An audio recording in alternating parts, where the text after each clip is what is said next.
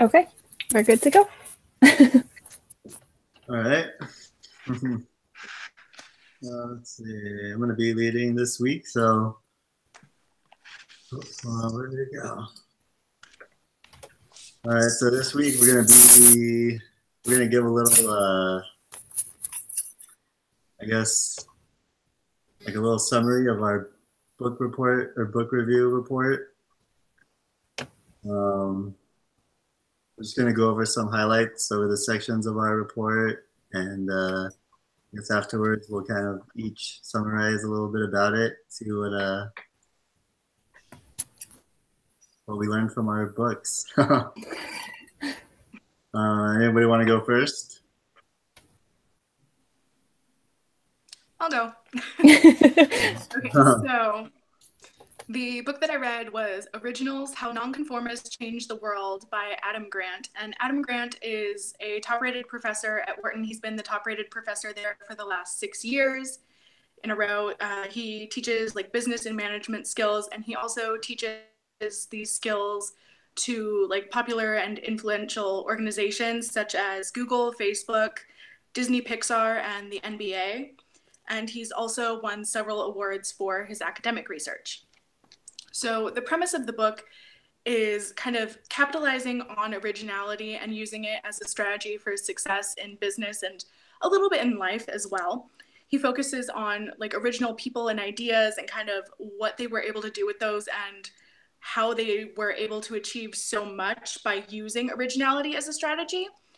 And each chapter features a combination of academic research and case studies from real life businesses to illustrate a point about originality. A couple of the things that he addresses are how to introduce original ideas to people, risk management, generating and evaluating new ideas, and also encouraging originality in others.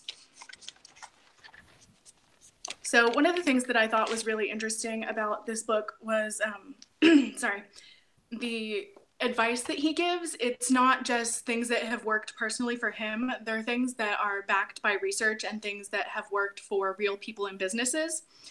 And so one of the things that I really took away from this book and kind of a lesson that I learned from it, I guess you could say, is to focus on generating a lot of ideas rather than just trying to perfect a few ideas. And some of the examples that he gives to support this are composers, especially like classical composers, stuff like that, have been able to, they tend to have more pieces that are popular and are better, I guess, received in current era than composers who spent a lot of time. I think I missed part of that. I don't think that last sentence made sense. What I'm trying to say is that composers who focused on generating a lot of pieces are more likely to have pieces that are more popular today versus composers who tried to perfect just a few pieces. And kind of one thing that I've been able to do to apply this to my own life is the other class that I'm taking right now is a class on horror movies, and we have a final essay that we have to do. And so rather than trying to think about like one or two movies or ideas, I've been generating a longer list of ideas and also kind of letting them sit for a little while before I pick one.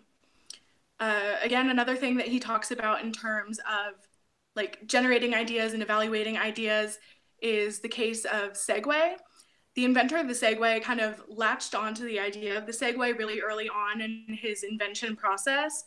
And he didn't really consider that there's not exactly a need for a Segway. It doesn't necessarily solve a problem, or at least a big enough problem to kind of justify the like time that he spent on this and kind of the expectations that he had for it. And Segways also present a lot of transportation challenges in terms of like, how are you going to have these on sidewalks, all of that stuff.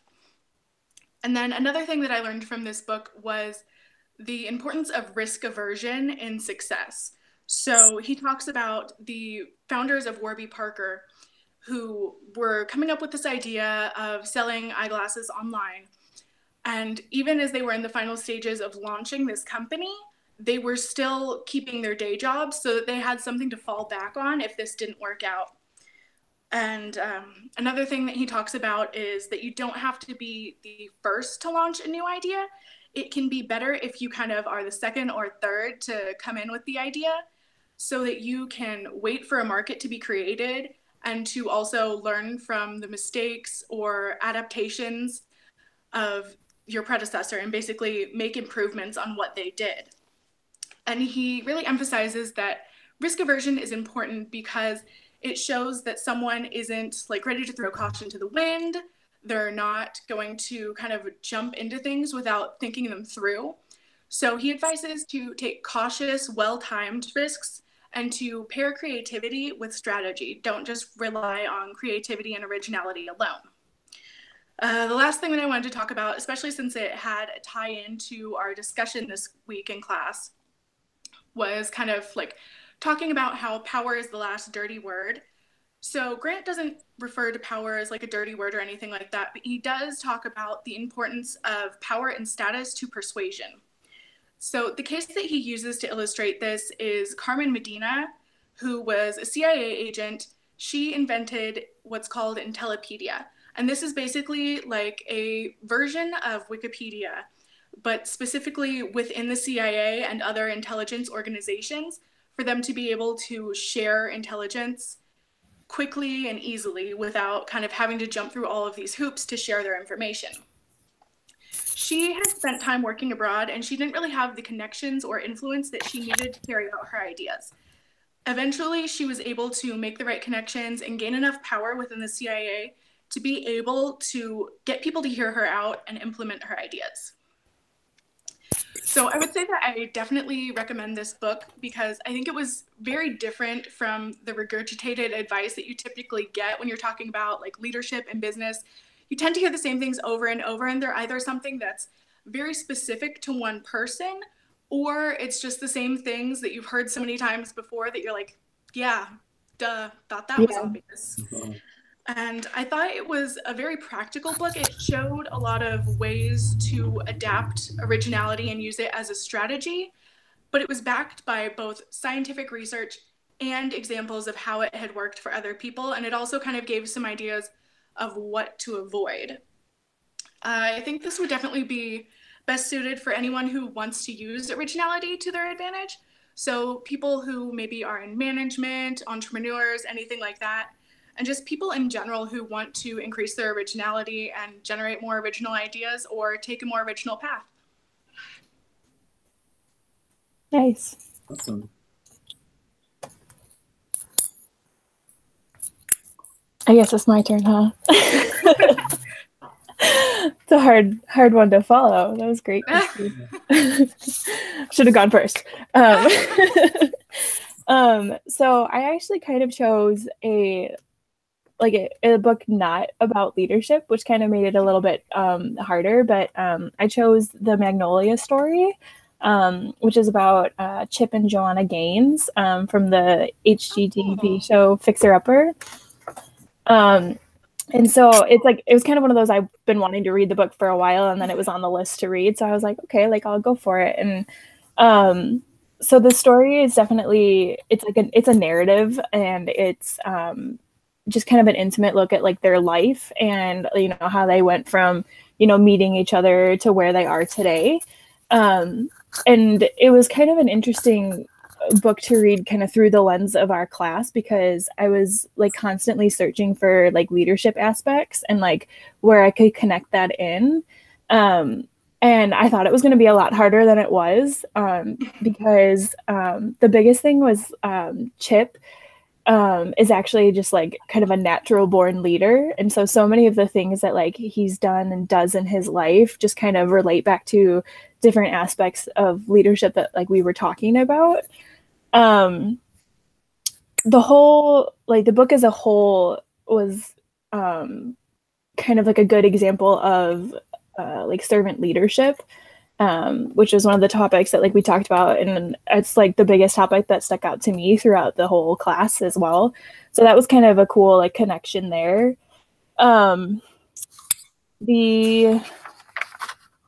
Sorry, not following my notes.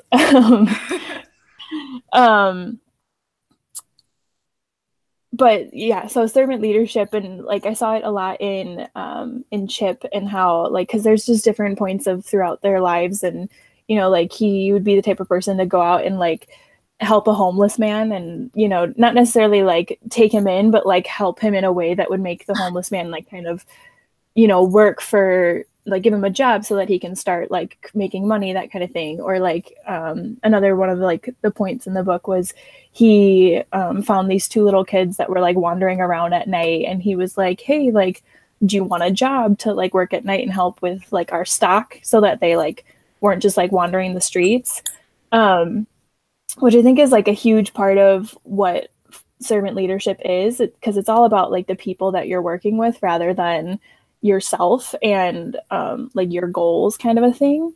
So that was really cool to kind of see how like practically that can be like implemented in someone's life. What else? I think another big like leadership point that I saw in both of them is the like being proactive, because they both you know, they started this business, and so they both spent so much time like working towards getting it to, you know, where it's at today. And so a lot of the book, you know, you read about how like they don't have any money, and so they're just kind of living in, you know, these really small houses that they're trying to flip to try and like start their business. But throughout the entire thing, it was really cool for me to see, because they don't like just kind of give up and roll over. Even when like times are hard, they're still like, okay, well, what can we do to start like making the business better? And this kind of goes back to a little bit of what you were saying, Christine, about like calculated risks. And you know, there were some points in the book where I was like, why are you doing that? Like, no, don't do that. But like they made the calculated risks, and it like worked out in their benefit. But they, you know, it wasn't just like, oh, let's just do this. It was like, let's sit down and talk about it. What are the pros and cons of doing this? And, you know, how is it going to help us, rather than just being, oh yeah, we're just going to do it, which I think is a huge part of, you know, leadership in general. You have to be able to take risks, but know that the benefits are going to outweigh any negative aspects of that risk. And what was my last one? Another thing that the two of them kind of faced, and it wasn't exactly like an aspect of leadership that we talked about, and I kind of talked about it a little bit already, but how they have like adversity, and how, you know, they don't just kind of roll over and just let whatever happen to them. They continue to like go out after what they wanted, and, you know, sometimes, you know, doors shut on them and they weren't able to take a certain path that they wanted to, but they, you know, theoretically speaking, searched for a window and tried to, you know, find another path to continue on to get their business to where it is today. I think that's huge too for leadership, because you have to be able to keep going, and you have to be able to keep trying to build your business, or your, you know, wherever you are and wherever you're leading. And sorry, I'm gone today. So am I. I think so. I would definitely recommend the book, and I think it was definitely like a good choice for me, because it was kind of a little bit of a challenge, not too much, but it was, you know, more of a, because it wasn't about leadership, so it was kind of more of trying to find those points and kind of link them together with what we were learning about. And it's also just, it's a good read, you know, it's fun to kind of see their life and see, you know, how they got together and, you know, started building their business and things like that. And I think it's just kind of a good example of like, you know, they're just good people. And so it's kind of a good example of how, you know, you do good things and you help out people and you try your best in everything that you do, and, you know, good things will come your way.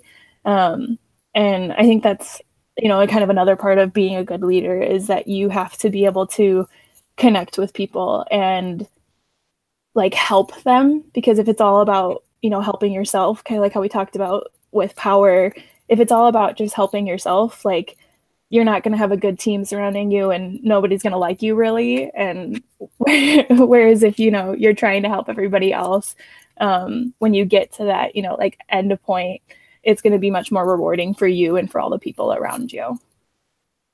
That was it for me. Good. All right, so my book was on, or the book that I chose was a book called Tools of Titans. Excuse me. This book was written by Tim Ferriss. Tools of Titans is kind of like a guide, basically. It's more of like an advice guide from a bunch of famous business people, celebrities, sports athletes. Just they give advice or tips of what they've done to kind of get to where they were, or how they perform better. Tim Ferriss, he's he's a book writer. He's written a few books. He has a podcast called The Tim Ferriss Show, where he interviews famous celebrities or successful business people. They do about an hour per show, and they just kind of talk about what life is like in their industries. And he also is a public speaker. He does a lot of self-help talks, personal development, self-experimentation type talks. I think he has a TED Talks also. But Tools of the Titans was I chose this book just because it seemed interesting. I thought it'd be great to kind of see like the preparation that people have taken to get to where they are, and the book kind of fulfilled that info that I was looking for. It's not structured like your typical book. It doesn't really have a bunch of chapters. Instead, they're kind of split up into 3 sections, which is one is called Healthy, Wealthy, and Wise. And each section has different people that are experts in those areas. Like for instance, let's see,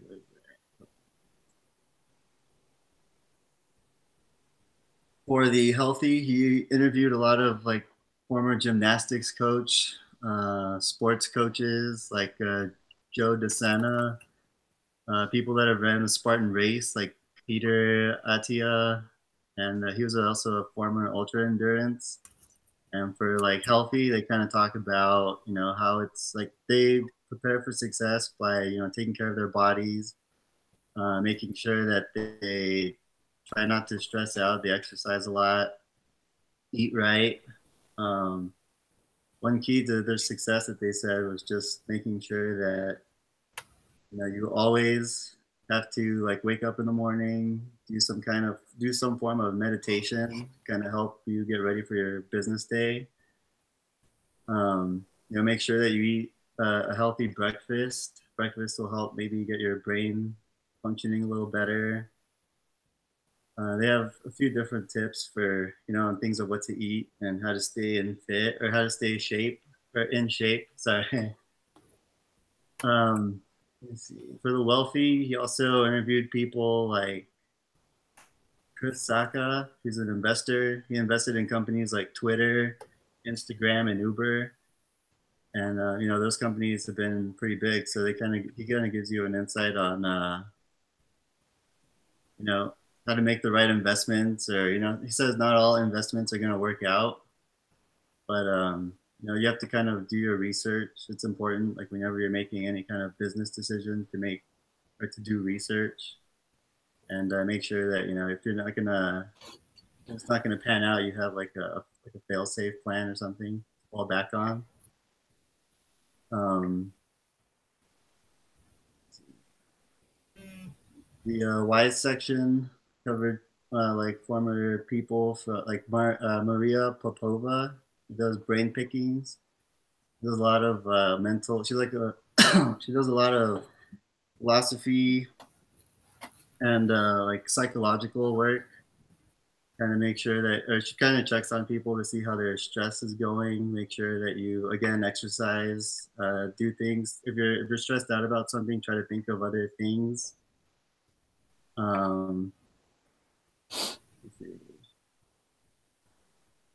They back to Tim Ferriss. Like the main purpose of his book was just he shows you how setting a daily routine can help you achieve more throughout your day, and how strategizing can help you reach your goals. I would say the book was pretty interesting. It was easy to follow as intended because it's just, I think it helps a lot of people. I guess that, hold on, sorry. No worries. All right, sorry. Well, I'm also out of it today. It's okay. We're an out of it group. I got a lot of crazy stuff that's been happening. But like I was saying, yeah, the book helps you. I guess Tim Ferriss goes over ways that help you, you know, plan your day out, strategize, think about what you need to get done. He goes over, like, if you're about to work on something, or if you have anything that you're dealing with problem solving, you should try to solve it like immediately or at the time that you think about it, instead of putting it off later, just because you might forget about any ideas that you might have to solve a certain problem. I think in that aspect, that's a pretty good. I think he gives pretty good advice on that. Just I guess like procrastinating can, things can tend to fall apart if you keep pushing them off too late, or you might not be able to get certain things done.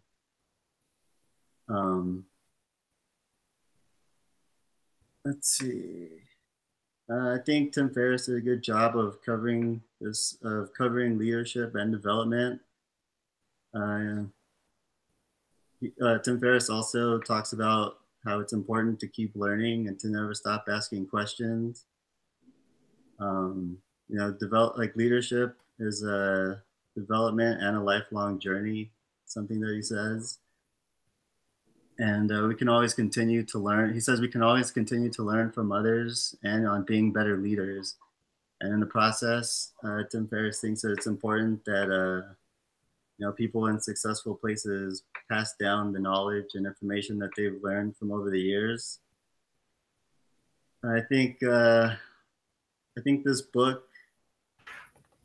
is pretty interesting, and I would recommend reading it. Just it has a lot of, if you're into sports or even like celebrities, or if you know a few business titans, there's like hundreds of names in here, and I think it'd be a great read just to kind of give you an idea of what these people went through to get to where they are, and the steps that they took. Like another example was Arnold Schwarzenegger. He's in there.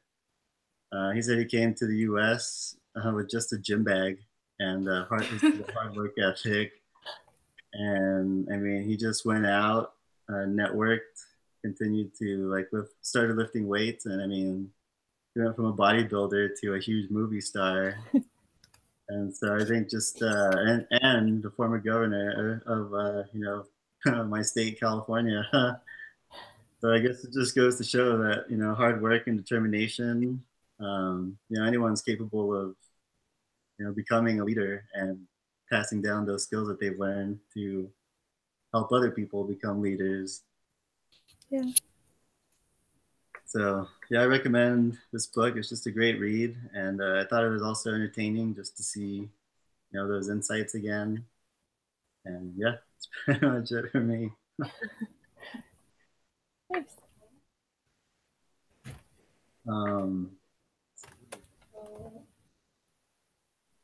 Right, so in summary,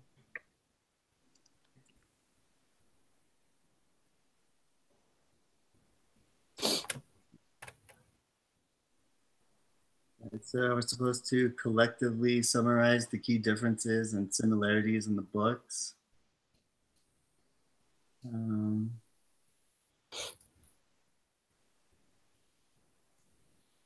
I think it's cool how like kind of each of our books, even though they were all so different, like kind of we all took away kind of that same idea of like you can learn leadership from anyone, and like as long as you're paying attention to like what they tell you and you have a desire to learn, that you're able to take away things that you can apply to your own leadership style.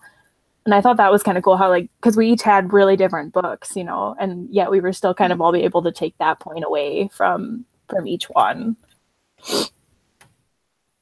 Mm-hmm. Yeah, definitely. And I think like some of the topics overlapped as well. Like it sounds like CJ's book talked a bit about kind of risk management and stuff like that. And then of course Becky yours did too, as far as the in terms of like figuring out what's going to pan out. And then CJ's book with like investments and realizing that not every investment is going to be successful.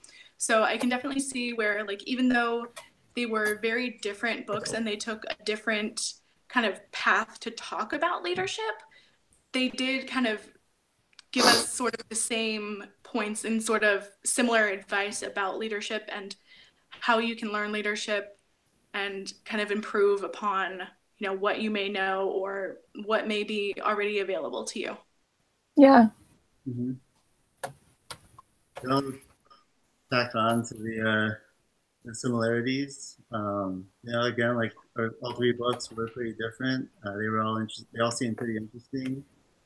You know, again, like leadership from the books, leadership comes in different shapes and forms. You don't necessarily have to be, you know, like leading over other people. You can help, like, you know, work with like your wife or come up from the bottom and just, you know, kind of help build yourself and your partner, or you know, you can help others grow with you at the same time, or you can help a group of people grow as a like a coach or you know a manager or exec of a company.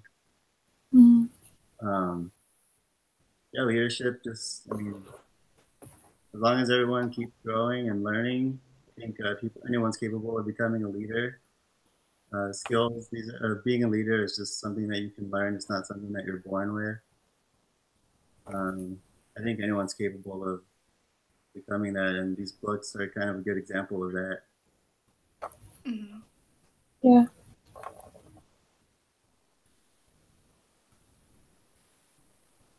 All right, well, let's see. We come to the, I guess yeah, this is our last group meeting.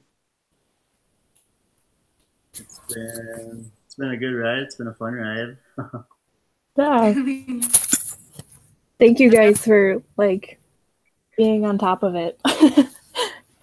Same to you guys. You guys were a great group. Yeah, I was really happy and excited to actually like work with you guys because I knew it was going to be a good group. So Yeah, same. Yeah, it worked out pretty well. A few hiccups at the beginning, but we got everything out. yes. Well, yeah, I'm glad everybody enjoyed this term. I enjoyed working with you both. It's been a pleasure. Yep. Good luck to both of you with, I know Christine, you're on your final semester, and CJ, you're close to being done. So good luck and yeah. Good luck to both of you too. All right, let me stop this.